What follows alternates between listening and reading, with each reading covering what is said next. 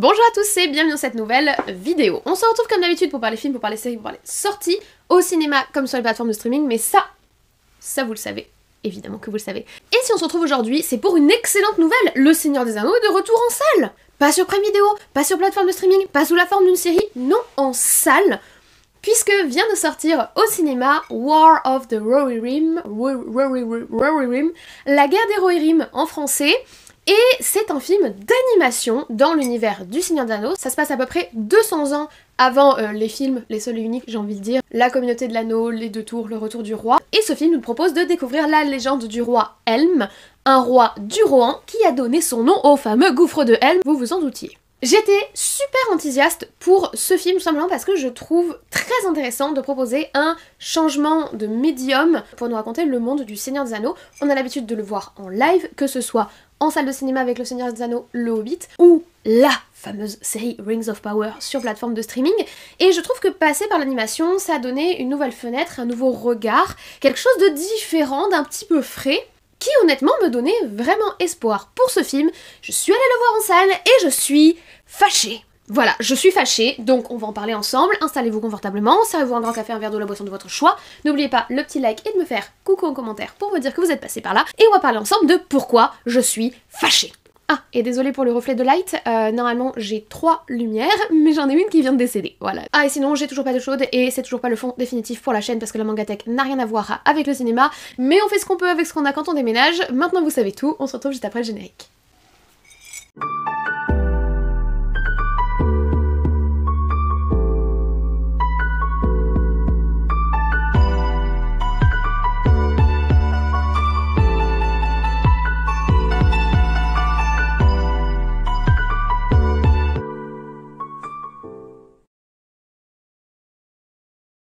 Alors, Le Seigneur des Anneaux, la guerre des Rohirrim est donc sorti le 11 décembre 2024 dans nos salles. C'est donc un film de type film d'animation qui s'inscrit dans le registre aventure fantasy, comme tout film du Seigneur des Anneaux qui se respecte, et qui dure 2h14, donc c'est un beau bébé pour un film d'animation, d'autant plus quand on imagine tout le travail qu'il y a derrière un film d'animation. Comme vous le savez, le film d'animation c'est quelque chose que moi j'aime énormément. L'animation, je trouve qu'elle est encore un petit peu en retrait par rapport au cinéma live, peut-être parce que ça demande autant de temps à être créé, peut-être parce que c'est un univers qui est assez particulier, c'est un monde qui est très particulier. On a de grands studios qui dominent l'animation, comme Disney, comme Pixar, comme Ghibli, ou Ghibli si vous voulez, et on a ensuite de plus petites productions. Puis on a également des projets un petit peu comme ce Guerre des Rohirrim. Ici on a un film qui est produit par Warner Bros qui possède une partie des droits du Seigneur des Anneaux, et ils ont notamment travaillé avec leur firme Animation, Warner Bros Animation, qui a un catalogue plutôt varié qui va des Looney Tunes aux adaptations de DC, Batman, etc. Et Sola Entertainment, dont c'est le premier film fait en animation dessiné à la main, avec le style dessiné à la main, qui est très proche du style d'animation japonais. On est très proche dans le style de ce qu'on va appeler les animés, puisque le film n'est pas seulement une production américaine, c'est une production américano-japonaise, portée notamment par Kenji Kamiyama, qui a travaillé par exemple sur l'animé de Ghost in the Shell, celui des années 2000, et récemment sur la série Blade Runner Lotus, qui était donc dans l'univers de Blade Runner. Black Lotus, c'est Black Lotus le nom complet. Ou encore The Eternal 831. On a donc une production assez originale et assez différente de ce qu'on a pu connaître dans Le Seigneur des Anneaux, mais comme je vous l'ai dit en introduction, moi c'est quelque chose que je trouvais assez intriguant et qui me donnait vraiment envie d'en savoir plus, d'autant plus que les premiers visuels des designs des personnages me plaisaient plutôt. On avait une héroïne rousse, et vous savez à quel point le monde de la fantasy est fan des rousses. Je sais pas pourquoi, mais j'ai grandi aussi avec cet idéal, et on avait une héroïne qui avait l'air très badass, etc. On avait des visuels qui ressemblaient énormément aux visuels des films de Peter Jackson. Alors Peter Jackson n'a pas été consulté sur ce film, mais ils ont travaillé notamment avec le directeur de Weta Studio. Vous savez, Weta, c'est ceux qui sont derrière tous les effets spéciaux et tous les designs de costumes et toutes les maquettes des films de Peter Jackson. Donc ils ont quand même travaillé avec beaucoup de gens qui avaient déjà travaillé sur les films, mais cette fois-ci pour nous proposer un format différent. Au niveau de l'histoire, par contre, on n'est pas perdu, on est dans le Rohan que l'on connaît, mais plus de 200 ans avant les films. On va suivre Hera, une jeune princesse du Rohan qui est libre et indomptable, comme Spirit, les talons de plaine, tiens d'ailleurs. Bref, on fait les associations d'idées qu'on peut, hein. Hera, elle est la fille de Helm, le fameux Helm qui a donné son nom au gouffre de Helm. C'est un roi extrêmement puissant et respecté qui va cependant être défié par l'un de ses vassaux. Va s'en suivre un duel à mort qui va réveiller chez le fils du perdant une vengeance qui va enflammer l'histoire du film et provoquer la division du monde du Rohan, et vous vous en doutez, faire basculer le destin de la jeune princesse et de ses frères. Et arrêtons ici de tourner autour du pot, je vais vous donner mon avis en commençant par la forme du film, donc les visuels, etc. Et je vais surtout vous expliquer pourquoi je suis aussi fâchée contre ce film. Visuellement, j'ai trouvé qu'il y avait des choses qui étaient extrêmement intéressantes, on retrouve énormément d'éléments du Seigneur des Anneaux que l'on connaît déjà et ça fait plaisir. On retrouve vraiment l'ambiance que Peter Jackson a su créer pour ses films et on sent que toutes les équipes se sont imprégnées à la fois de l'univers de Tolkien, le créateur original, mais surtout de la vision de Peter Jackson. Et c'est vrai que comme c'est quelque chose que je ne retrouve pas du tout dans Rings of Power, donc les Anneaux de Pouvoir, la série, le fait d'avoir l'impression ici de rentrer à la maison et de découvrir une nouvelle histoire dans la Terre du Milieu de Peter Jackson que je connais et que j'aime, ça m'a vraiment fait chaud au cœur et j'ai vraiment passé... Dès les premiers visuels, j'ai su que j'étais à la maison, j'ai su où j'étais, dans le style des vêtements, dans le style des ambiances, dans le style des paysages. J'ai vraiment trouvé que c'était bien pensé et bien trouvé et que les références étaient présentes. Mais qu'est-ce que c'est moche! Alors attendez, toute proportion gardée, c'est-à-dire qu'on m'aurait présenté cette animation-là dans les années 90-2000, on était totalement dans le style que l'animation japonaise avait à cette époque-là, et que l'animation d'une manière générale pouvait proposer à cette époque-là, c'est-à-dire, vous savez, un certain cliché avec des personnages immobiles et seulement des bouches et des yeux qui se ferment, ou encore le fait qu'ils ne changent jamais de vêtements durant tout le film et qu'ils soient toujours beaux et propres et coiffés exactement de la même façon, avec leurs mèches exactement au même endroit. Je suis une amateur d'animé japonais, j'ai grandi avec ça, je reconnais ce style, mais l'animation elle a évolué durant les 20 dernières années et on dirait que ce film est figé dans le passé et ça m'a vraiment beaucoup énervée parce qu'en soi on est emporté par l'univers de la Terre du Milieu, ils ont choisi des visuels qui sont intéressants, ils ont choisi un environnement qui est intéressant, ils ont choisi un peuple, le peuple du Rohan, auquel je suis personnellement très attachée, ils réutilisent les musiques des films de Peter Jackson, et oui, j'ai l'impression d'être chez moi. Tout ce qui m'a frustrée dans Rings of Power, ici j'ai des réponses à ce que j'attends, c'est-à-dire les musiques, les ambiances, les paysages, les codes, c'est la maison. Cependant, comme dirait notre ami Dumbledore, c'est moche! En tout cas, c'est visuellement daté et ce n'est pas à la hauteur des attentes que j'avais au niveau de l'animation. Quand vous voyez ce qu'on peut faire pour des séries comme Demon Slayer, quand vous voyez ce qu'on peut faire sur des films comme Your Name, comme Suzume, et que vous avez ça, une animation extrêmement figée, extrêmement rigide, avec des créatures laides, le pauvre poulpe des marais... Il est moche, mais c'est pas juste pour lui. Je suis vraiment désolée de dire que l'animation n'est pas belle. Les designs des personnages sont bien pensés, il y a les designs des lieux, etc. Donc le design de base est bien, c'est l'animation derrière, la façon dont on anime tout ça, dont on fait vivre cette ambiance. Mais ça va pas du tout. Vraiment, j'ai trouvé ça extrêmement frustrant sur l'aspect animation parce que je suis réellement restée sur ma faim et je suis désolée, c'est pas beau. En tout cas, c'est pas à la hauteur de ce qu'on peut attendre d'une production qui a été commencée en 2021 et qui sort en 2024. Certains vont me dire « Oh, tu exagères ». Oui, j'exagère peut-être un peu, mais on touche au Seigneur des Anneaux, il faut qu'on donne notre max. Il faut pas qu'on se contente du minimum, il faut pas qu'on se contente de la base. Ils auraient pu aller beaucoup plus loin et ça aurait pu être beaucoup mieux et non, ce n'est pas le cas. Donc au niveau de l'ambiance visuelle et de l'ambiance sonore, j'ai à la fois été super satisfaite de retrouver tout ce que je ne retrouvais pas dans les Anneaux de Pouvoir, mais j'ai également été extrêmement triste, déçue et franchement frustrée de voir que l'animation était si peu soignée, si peu aboutie, si peu animée en elle-même. Même les combats font très figés. Alors heureusement, au bout d'un moment, on passe outre ce blocage visuel, en tout cas moi je suis passée outre et j'ai pu quand même être emportée dans l'histoire et j'ai pu quand même être emportée dans les enjeux, on va parler du fond par la suite, mais je suis désolée, visuellement j'ai vraiment été déçue par non pas le dessin, non pas les choix visuels qui ont été faits, mais purement et simplement par l'animation qui a été faite sur ces dessins. Ça ne va pas, c'est daté, et c'est pas ce qu'on peut attendre d'une production 2024 aussi majeure, sur un univers aussi majeur, sur des personnages aussi majeurs. Donc oui, je suis en colère. C'est peut-être injustifié, mais je suis en colère. Et qu'est-ce qu'on fait quand on est aussi en colère? Eh bien on s'apaise en arrosant un peu ses plantes. Et si je sais que cette petite a besoin d'être brumisée, c'est grâce aux partenaires de la chaîne, Monstera Application, l'application Monstera. Vous la connaissez déjà, je vous en ai déjà parlé, et je suis toujours aussi ravie de ses services. L'application Monstera, c'est une application qui me permet de suivre l'entretien de mes plantes sans avoir à y penser et sans avoir une charge mentale supplémentaire. Et dans le monde plein de frustrations cinématographiques comme celui dans lequel on vit aujourd'hui, c'est déjà ça gagner d'avoir une application qui pense pour nous à s'occuper de notre petite forêt domestique et qui nous envoie des petites notifications pour nous dire si on a besoin d'arroser Janine, de brumiser Josiane ou encore de rempoter Karine. Oui, je donne des noms ridicules à mes plantes. J'utilise l'application depuis plusieurs mois maintenant et personnellement j'en suis très satisfaite. C'est une application qui correspond totalement à mon mode de vie parce qu'il y a des choses que vous ne voyez pas, mais des plantes, comme vous pouvez le voir, il y en a un paquet chez moi. Et ces plantes, elles font pleinement partie de mon équilibre personnel et de mon équilibre quotidien. Cependant, c'est vrai que si on n'a pas la main verte, comme disent certains, c'est parfois compliqué de réellement leur apporter ce dont elles ont besoin en fonction des espèces, en fonction de la luminosité qu'on a chez nous. Et c'est là que l'application va venir vous aider. Déjà, ne serait-ce qu'en suivant le compte Instagram de l'application, vous aurez plein de conseils sur les espèces de plantes à avoir chez vous, sur des petites astuces d'entretien. Mais en plus de cela, si vous installez l'application, vous pourrez enregistrer vos plantes, les photographier pour les reconnaître. Cette application, en plus, elle est disponible gratuitement. Elle vous permet déjà d'identifier 5 plantes, histoire de commencer à vous habituer à cette utilisation, ou parce que vous n'avez pas encore adopté une grande famille de plantes comme c'est mon cas.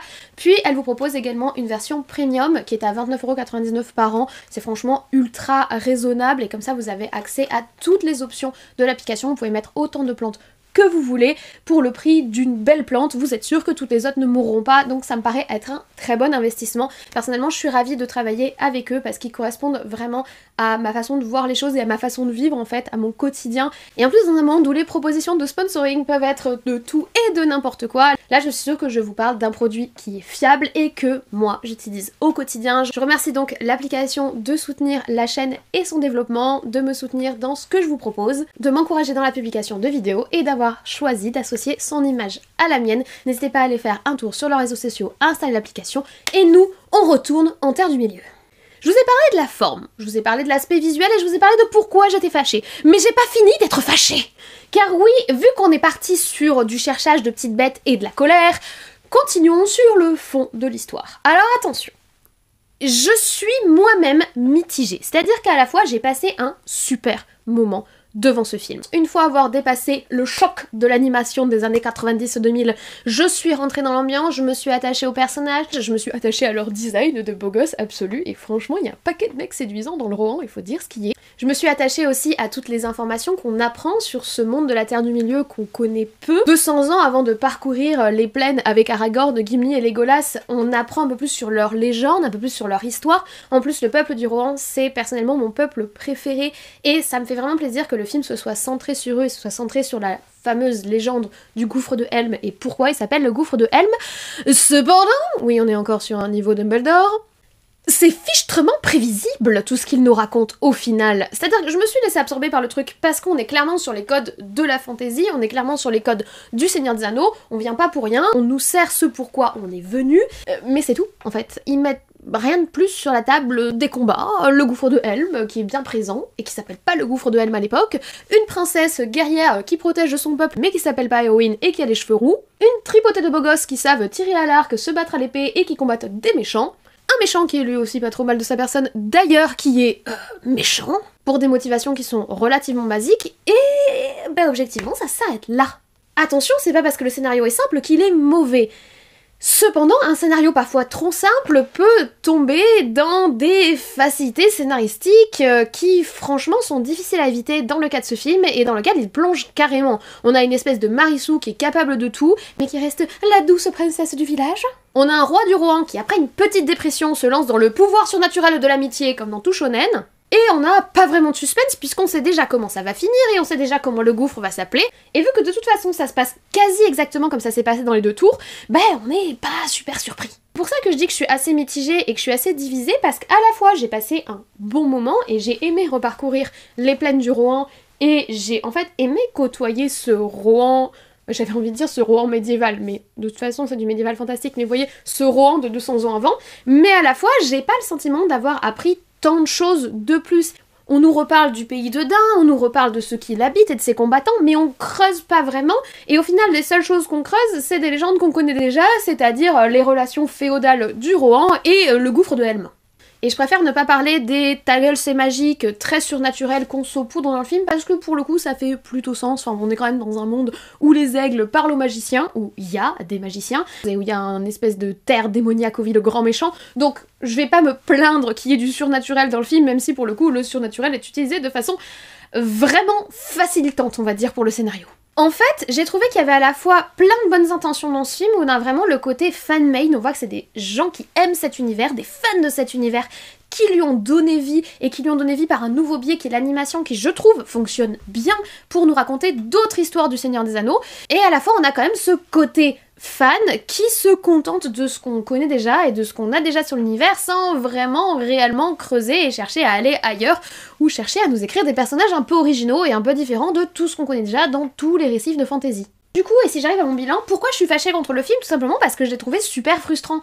Il y a des trucs qui sont sincèrement bien, il y a de sincères bonnes idées, et j'ai passé plutôt un bon moment en salle durant le film, une fois passé vraiment le choc de l'animation qui m'a ramené à ma jeunesse quand je regardais des animés de façon évidemment très légale sur internet.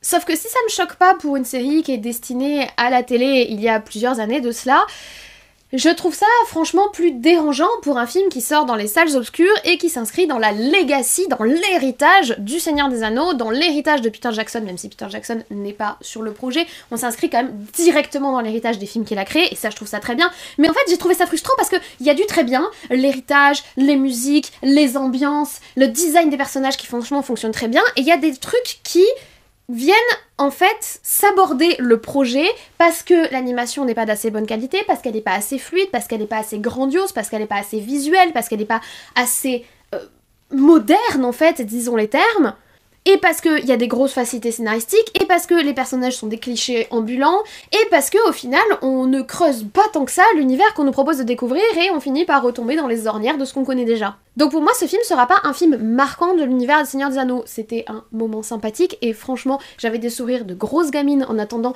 l'ère du Seigneur des Anneaux et en parcourant les terres du Rohan sous un autre format que celui que je connaissais déjà, mais le plaisir du film s'est malheureusement un petit peu arrêté là. Et je doute sincèrement d'ailleurs que ce soit un film que je revois. Pour moi, on est sur un one-shot de nostalgie qui fonctionne bien sur le moment, comme ça, mais une fois que tu sors, il y a quand même beaucoup de bémols et un arrière-goût de « on aurait pu faire vachement mieux ». On en discutait avec les potes en rentrant de la salle, où ils ont pas assez bien exploité les capacités de l'animation qui leur permet de faire à peu près ce qu'ils veulent. Il y a beaucoup plus de liberté dans l'animation qu'il y en a dans le live, et l'animation aurait pu permettre de creuser vraiment un aspect plus légende, plus mythologie, plus étrange, plus différent, vers lequel ils ne sont pas allés, ils sont vraiment restés en retrait et le film reste un petit peu timide et un petit peu frustrant sur ces éléments-là. Donc oui, je suis fâchée, pas parce que le film c'est une absolue bouse, comme diraient certains, mais parce que le film aurait pu faire tellement mieux que ce qu'il nous propose que je suis désolée, c'est fâchant. Maintenant, est-ce que je vous recommande le film? Eh bien oui, si vous aimez l'univers du Seigneur des Anneaux et si vous aimez les films de Peter Jackson, vous passerez un bon moment parce que c'est full nostalgie. Vu l'accumulation de frustrations anti-nostalgiques qu'on a eu avec les Anneaux de Pouvoir, ce film-là fait carrément du bien, mais malheureusement je crains que ça s'arrête là pour moi. Voilà, je vous remercie d'avoir regardé cette vidéo sur la guerre des Rohirrim jusqu'au bout, j'espère que vous l'avez appréciée. Moi en tout cas j'ai bien exorcisé ma colère, je suis peut-être un petit peu injuste avec le film, je suis peut-être un petit peu injuste avec le projet, mais j'avais des attentes et vous savez ce qu'on dit sur la chaîne, quand on a des attentes c'est quitte ou double, soit on réussit à dépasser les attentes et dans ce cas-là nous sommes dans la génialitude, soit malheureusement on ne rencontre pas les attentes et dans ce cas-là le risque c'est d'être encore plus dur avec le film qu'on aurait pu l'être. Il n'empêche que j'ai quand même passé un bon moment en salle devant la guerre des Rohirrim. La veille, j'avais passé ma nuit au cinéma, donc j'avais à peine dormi, j'avais peur de m'endormir et non, le film m'a tenu en éveil. D'ailleurs, si vous voulez en savoir plus sur cette nuit au cinéma, je vous ai sorti un petit vlog puisque je suis allée faire une nuit mystère. Je suis allée voir 3 films sans savoir ce que j'allais voir de 23h à 6h du mat. Tout est dans le vlog. Malgré le fait que j'étais hyper fatiguée, écoutez, j'ai tenu le choc jusqu'au bout, donc le film est quand même prenant parce que c'est quand même le Seigneur des Anneaux, j'ai envie de dire. Mais malheureusement, je suis franchement restée sur ma faim. Si vous n'êtes pas resté sur votre faim dans cette vidéo, remerciez-la d'un petit like, ça me soutient dans ce que je fais et ça dit à YouTube de la mettre en avant dans l'algorithme, ce qui est plutôt cool. C'est également le cas des commentaires, donc laissez-moi en commentaire votre avis sur le film, juste un petit coucou pour le référencement. Dites-moi si vous comptez aller découvrir ce Guerre des Rohirrim ou pas. Et si ce n'est pas encore le cas, eh bien vous pouvez vous abonner, vous connaissez la chanson, vous cliquez sur le machin, après vous êtes abonné à la chaîne et quand je sors des vidéos, vous êtes au courant. Vous pouvez également activer la cloche, ça vous permettra d'être prévenu quand je publie un truc. Voilà, c'est tout pour moi, je ne vous embête pas plus, je vous souhaite une très bonne journée, une très bonne semaine et de très bons visionnage. Peut-être la guerre des Rohirrim au cinéma. D'ici la prochaine vidéo, prenez soin de vous, je vais essayer d'en faire de même et on se dit comme toujours, à très vite.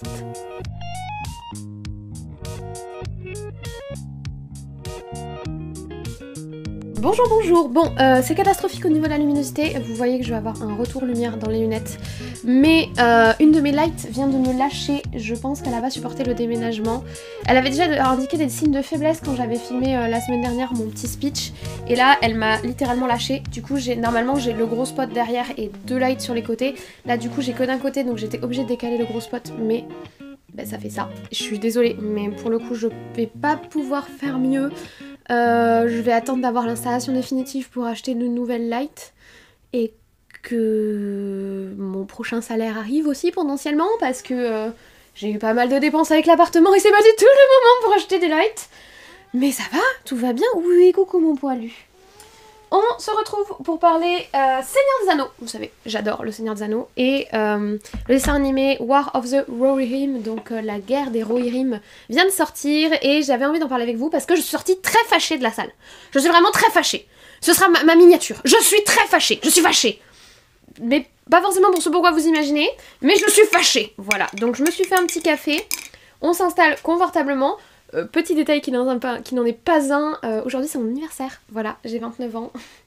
Mais donc je filme le jour de mon anniversaire et ma light décide de me lâcher le jour de mon anniversaire. Mais ça on ne va pas rabâcher les vieilles rengaines. Ah, et le fond est toujours le fond temporaire, au cas où vous posez la question, c'est toujours ma Mangatech qui n'a toujours rien à voir avec la chaîne, mais le bureau qui est destiné à être mon espace de tournage de YouTube n'est toujours pas arrangé. Et je pense que ça va pas se faire avant un bon moment parce que comme vous le savez, il y a mon anniversaire, il y a la fin de l'année, il y a la préparation de fête de fin d'année, aller en famille, faire les trucs machin, bref. Et j'ai toujours pas d'eau chaude, donc on continue à filmer devant la Mangatech, je vous en dis pas plus, on est parti pour la vidéo. Je m'étais fait un carré de chocolat. Ah. Le petit carré de chocolat avec le café, je trouve que ça fait du bien au moral. Chocolat au caramel, tuerie. Tuerie. C'est pas bon pour ce que j'ai, mais tuerie. Je sais pas comment en fait les gens qui n'aiment pas la bouffe. Si on avait une part incroyable de votre vie, la bouffe c'est génial. Ça fait grossir, mais c'est génial. Digression. Donc j'ai dû les répartir différemment pour que la luminosité soit ok. Et du coup ça se reflète dans mes lunettes. En soi je pourrais faire sans lunettes, mais ça va me filer des migraines et ça servira pas à grand chose. En plus j'aime pas trop mon visage sans lunettes, donc ce sera comme ça. Je vous le dis parce que quand ils l'ont présenté en mode rebelle, libre et indomptable, je me suis dit ah bah tiens c'est le cheval spirit, mais bon bref. On en est même arrivé à la conclusion que au final, au vu de la simplicité de l'histoire, on en est même arrivé à la conclusion ensemble qu'au vu de la simplicité de l'histoire, on aurait pu partir sur un live où au moins on aurait eu l'ambiance réelle et on aurait retrouvé les réels paysages du Seigneur des Anneaux, mais que nous devrions demander de l'aide au Gondor. Non, les Rohan ne demandent jamais d'aide au Gondor. Que-tu déjà vu? Oh, à l'aube du 7e jour, regardez à l'est. Oh, un mec à l'est. Oh, c'est pas Gandalf. Ouh, oh, pardon, pas Gandalf. Grand elfe. Remis de ça, je m'en suis pas remis de ça. J'ai du taf, donc je vous laisse là. J'espère que vous avez apprécié cette vidéo. Désolée d'avoir été peut-être un peu injuste avec le film, en tout cas un peu fâchée, mais je suis fâchée donc j'allais pas vous le cacher. Manger du chocolat, c'est bon pour la santé. Rémus Lupin qui l'a dit, donc c'est que c'est vrai. Beaucoup de références Harry Potter dans cette vidéo, qui pourtant parle du Seigneur des Anneaux, ça ne va pas du tout. Merci d'avoir regardé cette scène post-générique.